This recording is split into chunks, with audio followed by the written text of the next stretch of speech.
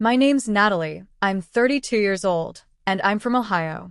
Look, I'm not gonna sugarcoat it, I said something dumb. Really dumb. And now my husband, Ryan, who's 36, has packed his bags, and I have no idea if he's coming back. It all started with dinner. Yeah, dinner. Like of all the things to argue about, right? Ryan got home from work, exhausted as usual. He works long hours at this finance firm and makes pretty decent money, enough that I don't have to work. I guess you could call me a housewife, but I've never really liked that label. I don't think of myself as the domestic goddess type. I've always been more into fashion, makeup, keeping up with trends. You know, the things that make life a little less boring. Anyway, the argument kicked off because I didn't cook that night.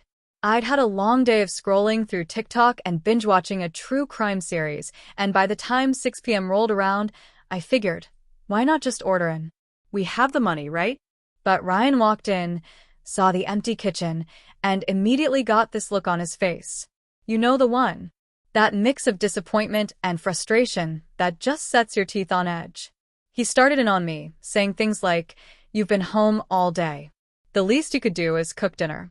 And then he threw in some comment about how I don't contribute financially, which felt like such a low blow.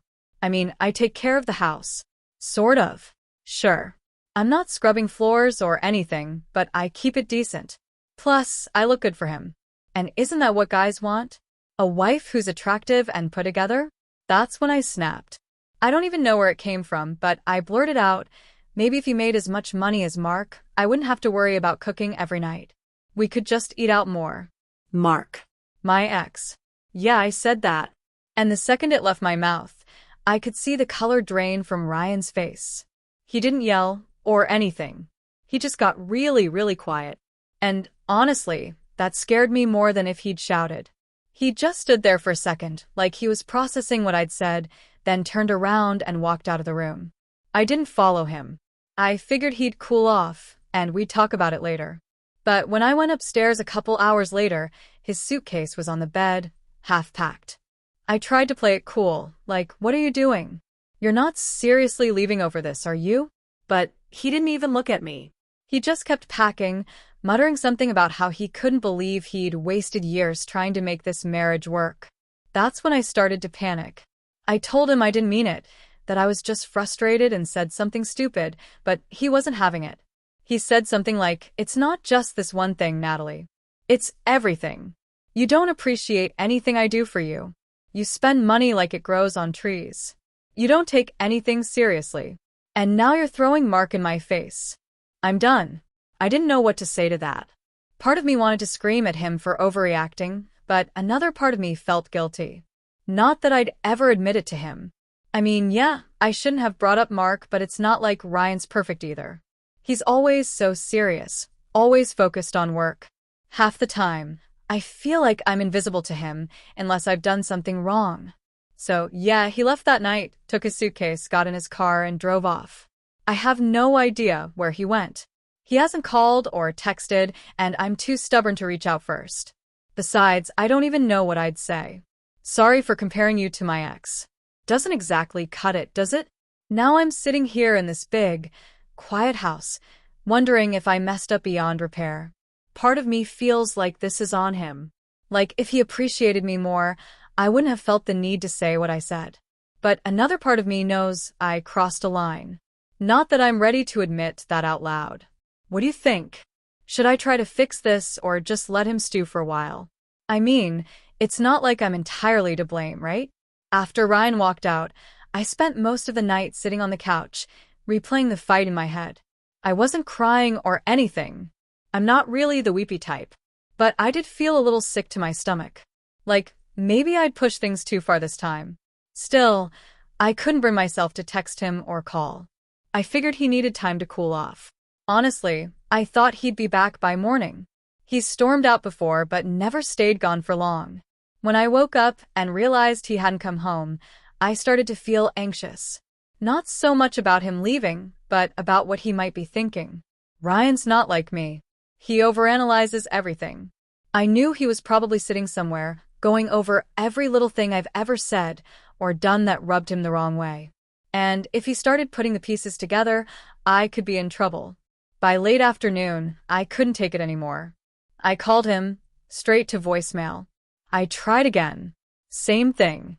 I even texted, but he didn't respond. So I sat there, staring at my phone, wondering if I should send another text or just wait. Eventually, I decided on a voice note. It felt more personal, like he'd hear my tone and know I wasn't trying to start another fight. Ryan, can we just talk? I feel like this has gotten blown way out of proportion. I didn't mean what I said about Mark. You know I don't even like him. Honestly, the only reason I ever stayed with him was because he had money. And even then, I couldn't stand him half the time. He was arrogant, selfish, and just an all-around bad person. I didn't say it to hurt you. It just came out wrong. Please come home, so we can talk about this.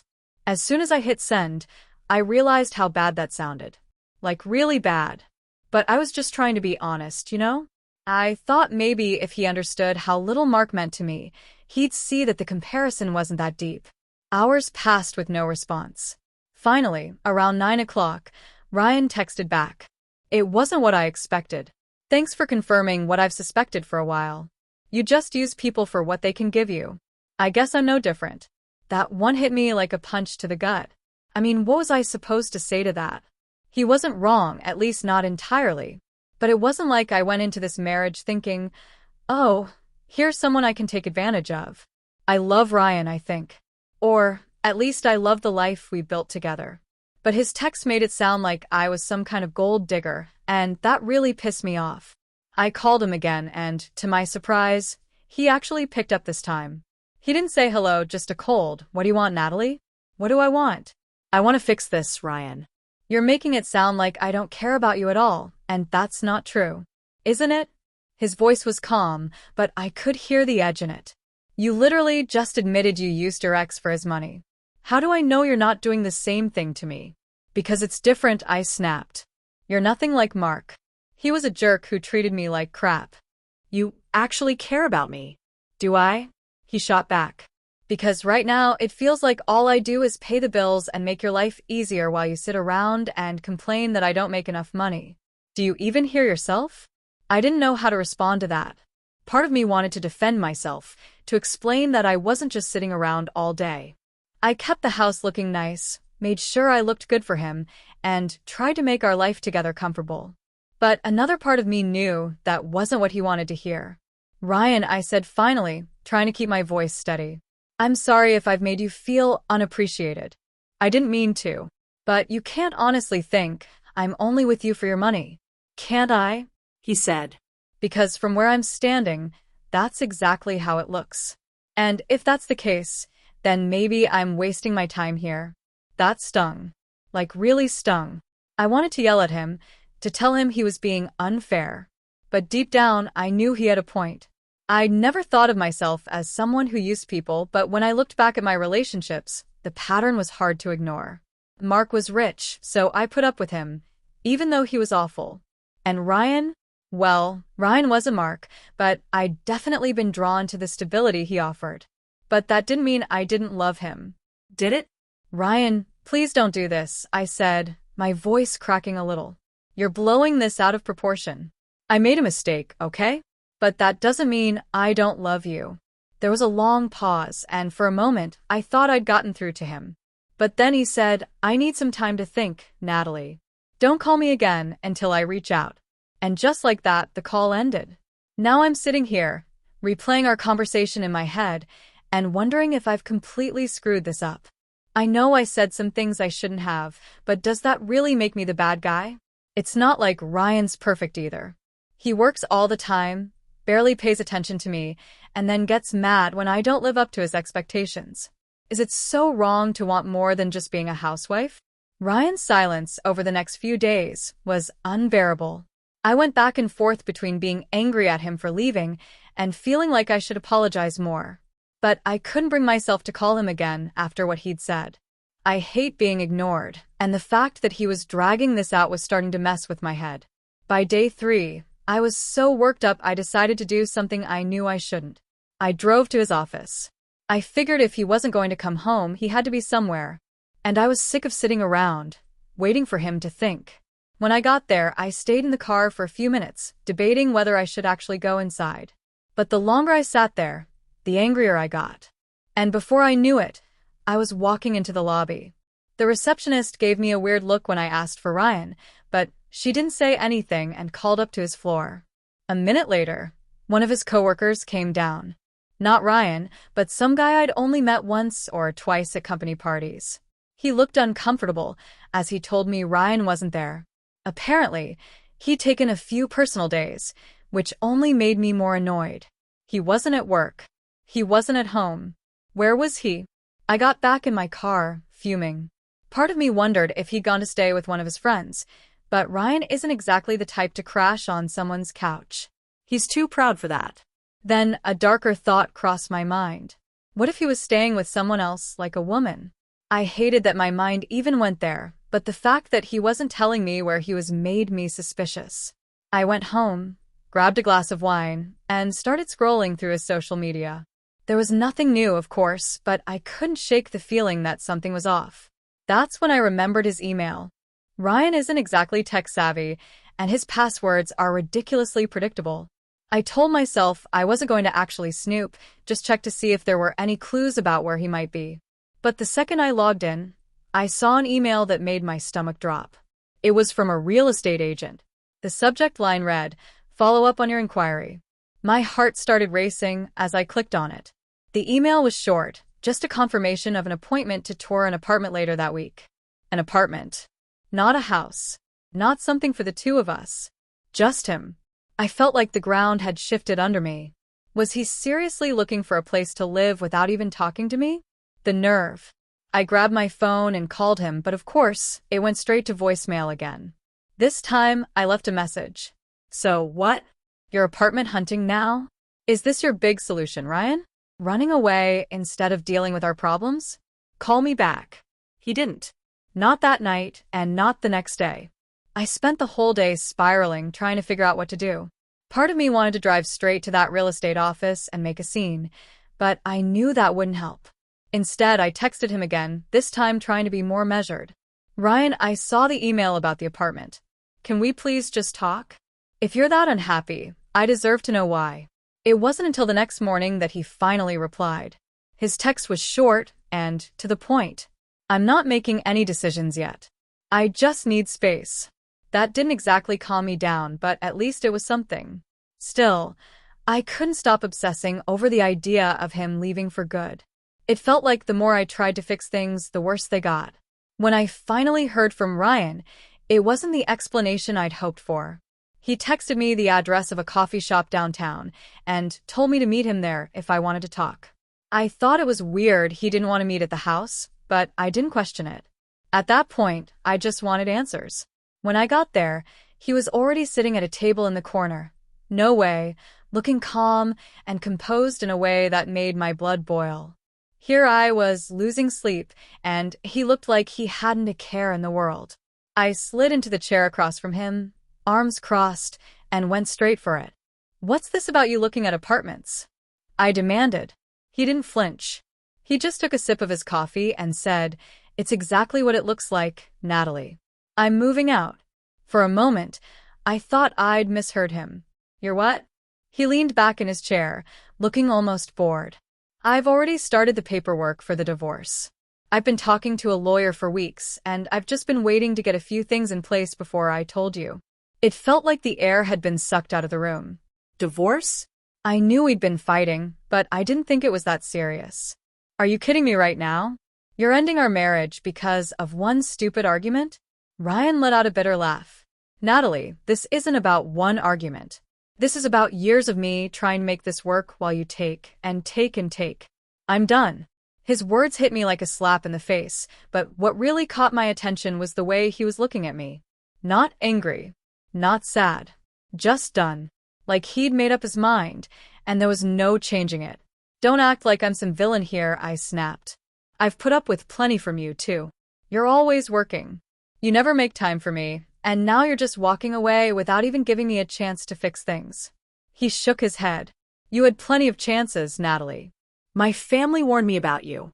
My friends warned me about you. But I didn't listen because I thought I could make it work. I thought if I loved you enough, you'd change. But you haven't. And I'm done sacrificing my happiness for someone who doesn't appreciate me. I opened my mouth to argue, but he cut me off. And before you ask, yes, there's someone else. That stopped me cold. You're cheating on me? I spat, my voice louder than I'd intended. Don't even try to play the victim, he said, his tone sharp. You've been using me from day one. At least with her, I feel like a person, not just a wallet. Huh. The word echoed in my head like a siren. Who is she? I demanded. How long has this been going on? Ryan sighed, like he couldn't believe I was even asking. Her name is Emily. She's been a friend for a while, but things didn't get serious until I realized this marriage was over. She actually listens to me, Natalie. She supports me. And unlike you, she doesn't make me feel like I'm never enough. I felt like the ground was crumbling beneath me. This couldn't be happening. Ryan wasn't supposed to be the one to leave. He wasn't supposed to be the one to find someone else. That was supposed to be my move, not his. So what? I snapped, grasping for something to hurt him with. You think she's so perfect? Just wait. She'll get tired of you too, once she realizes you're not exactly a prize. Ryan just shook his head, looking at me like I was a stranger. I've already wasted too much time on you, Natalie. I'm not doing this anymore. The papers will be ready next week. You can keep the house, but I'm out. He stood up, grabbed his coat, and walked out without looking back. I sat there, staring at the empty chair across from me, feeling a mix of anger, humiliation, and something I didn't want to name. Regret. The worst part? I couldn't even blame him. Not really. For years, I'd taken him for granted, pushing his buttons just to see how far I could go. I never thought he'd actually leave. And now that he had, I wasn't sure what to do. Part of me wanted to fight for him, to prove that I could change. But another part of me knew it was too late. Ryan had made up his mind, and there was no changing it. I sat there for a long time trying to figure out my next move. But deep down, I already knew the truth. Ryan was gone, and it was my fault. The divorce didn't take long. Ryan was efficient, just like he was with everything else in his life. Within a month, the papers were signed, the assets were divided, and I was officially on my own. He kept his promise about the house, which, at the time, I thought was a win. But now, sitting in this big, empty place, it feels more like a reminder of everything I lost. The first few weeks after he moved out were the worst. I'd sit in the living room at night, staring at my phone, hoping he'd call or text to say he'd made a mistake. But he didn't. Instead, I saw photos of him on social media, looking happier than I'd seen him in years. And always, there she was, Emily. She was everything I wasn't. Sweet, supportive, probably annoyingly low maintenance. The kind of woman who wouldn't roll her eyes at him when he talked about work or complained about cooking dinner. Seeing them together made my stomach turn. It wasn't just jealousy, though there was plenty of that. It was this gnawing realization that he looked free, like he'd been carrying the weight of our marriage for so long, and now that it was gone, he could finally breathe. Meanwhile, I was suffocating. The bills started piling up faster than I expected. Sure, I got spousal support, but it wasn't enough to cover my lifestyle. I had to cut back on everything. No more online shopping sprees, no more weekly salon appointments, no more dinners out with friends. I even had to sell some of my designer bags just to keep up with the mortgage. And, as much as I hated to admit it, I was running out of options. At first, I told myself I'd figure something out. Maybe I'd get a job, though I wasn't exactly sure what I was qualified to do. I hadn't worked since my early 20s, and even then it was just a string of retail jobs I barely showed up for. The idea of starting over at 32 with no skills and a resume that could fit on a post-it was terrifying. But the worst part wasn't the money. It was the loneliness. For years, I'd taken for granted that Ryan would always be there. Even when we fought, I knew he'd come home at the end of the day. Now, the silence in the house was deafening. I thought about reaching out to friends, but most of them were married with kids too busy with their own lives to deal with my drama. And the ones who did call only wanted to gossip about the divorce, not actually help. I tried dating, mostly out of spite. I downloaded a couple of apps and went on a few dates, but it was a disaster. Every guy I met seemed either uninterested or way too interested in all the wrong ways. None of them were Ryan. Not that I'd ever admit it, but I missed him. I missed the way he'd laugh at my terrible jokes, the way he'd roll his eyes when I spent too much on shoes, but still pay the credit card bill without saying a word. I even missed the fights, as ridiculous as that sounds. At least when we were fighting, he still cared enough to argue. One night, after too many glasses of wine, I did something I promised myself I wouldn't. I called him. It went straight to voicemail, of course, but I left a message anyway. I don't know why I'm calling. I guess I wanted to say I'm sorry for everything. I know I didn't treat you the way I should have, and I don't blame you for leaving. I hope you're happy. He never called back, but honestly, I didn't expect him to. He'd moved on, and it was time for me to do the same. It's been 6 months now. Ryan and Emily are still together, and from what I hear, they're already talking about moving in together. I've stopped stalking their social media. It only made me feel worse. Instead, I've been trying to figure out what's next for me. I got a part-time job at a boutique downtown, which isn't glamorous, but it's something. It's not enough to keep the house, though, so I'll probably have to sell it soon. The thought of leaving this place, the place where we built our life together, makes me sick. But I don't have a choice. Sometimes, late at night, I let myself wonder what might have happened if I'd been different. If I'd appreciated Ryan more. If I'd tried harder. But it's too late for what-ifs. This is my reality now, alone, broke, and starting over. And Ryan? He's happy. Genuinely happy. It's funny. I used to think he'd never survive without me. But it turns out I'm the one who can't survive without him. Maybe that's the cruelest part of all.